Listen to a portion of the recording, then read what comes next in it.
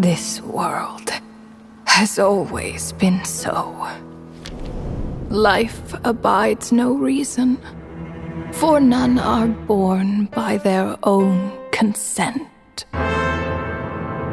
Death abides no reason, for it cannot be defied, even by those who see it coming.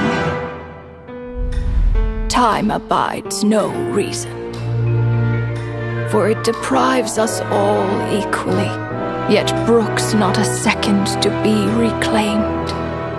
Space abides no reason.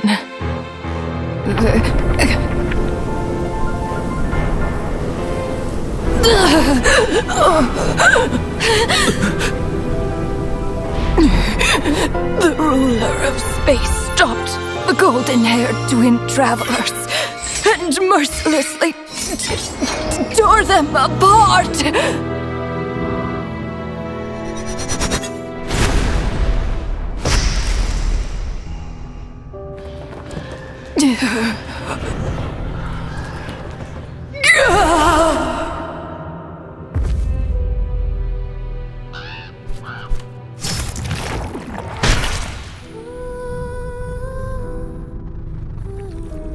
The beer...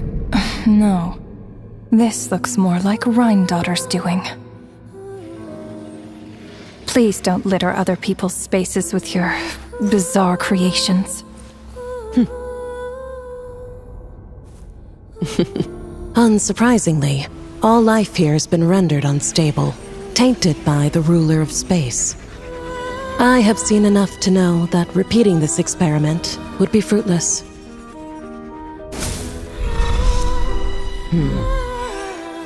You seem to wield my power as if it were nothing but a plaything for your amusement. Although merging with you has stripped me of agency, I shall still continue to voice my disapproval. My dear Rhine-daughter. You have my respect, Nibirius. Your nagging is one of the only things that can get under my skin.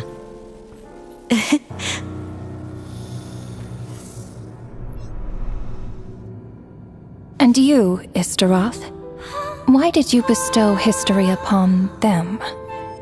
I had to find some way to pass the time, did I not?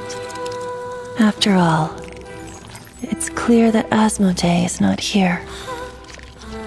Well, perhaps you could share your input a little earlier next time. But you're right. There's no trace of Asmodee here. Where has she gone? Anyway, it's time I put this space out of its misery.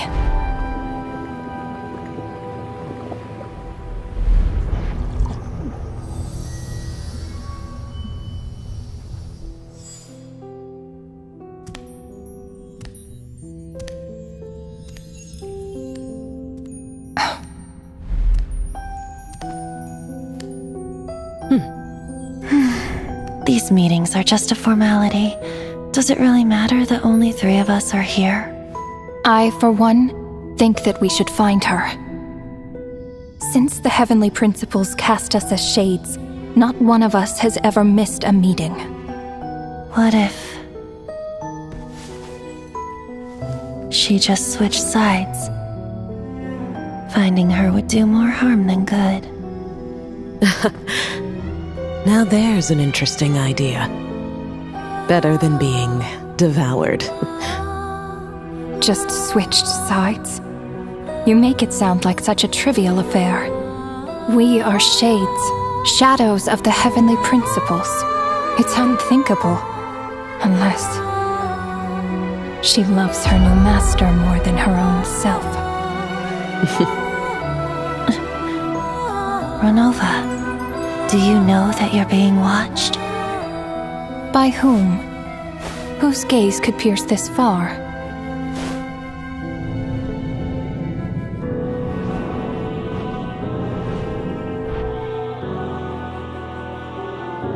I remember those eyes. It was just before I placed the curse of immortality.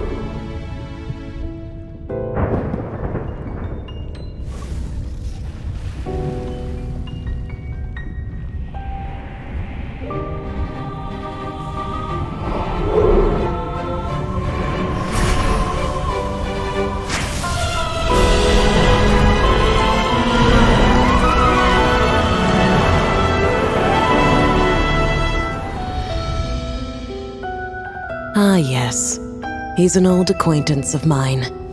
I'm sure that working for the Tsaritsa has helped him let go of his past obsessions. The Cryo Archon. With her paltry powers, she dares set her gaze on the heavenly principles. The heavenly principles have yet to awaken. If I were her, I wouldn't pass on that opportunity either. My dear Rhine daughter, you know I cannot allow you to think that way.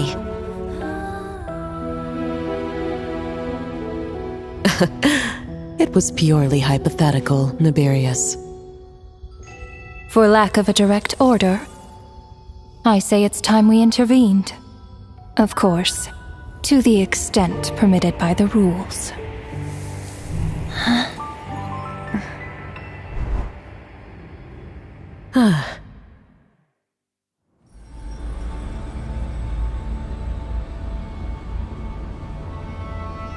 The gaze of the gods has always been considered a blessing.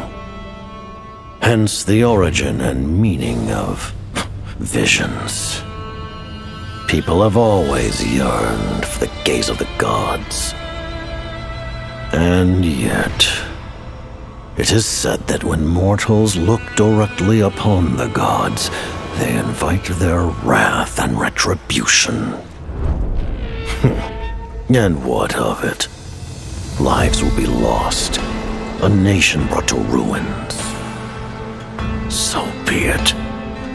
It is nothing I have not endured before.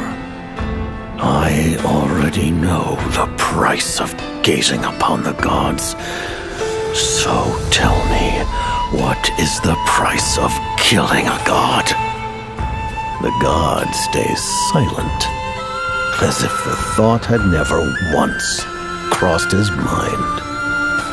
To all those who dare not look up to the heavens, Her Majesty the Tsaritsa says this. Behold, even the gods have their limits.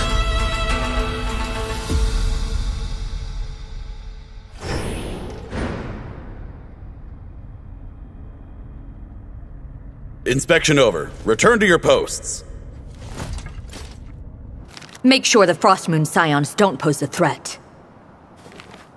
Per the Pale Star Edict, we are to retrieve the damselette from Nod Cry, whatever it takes.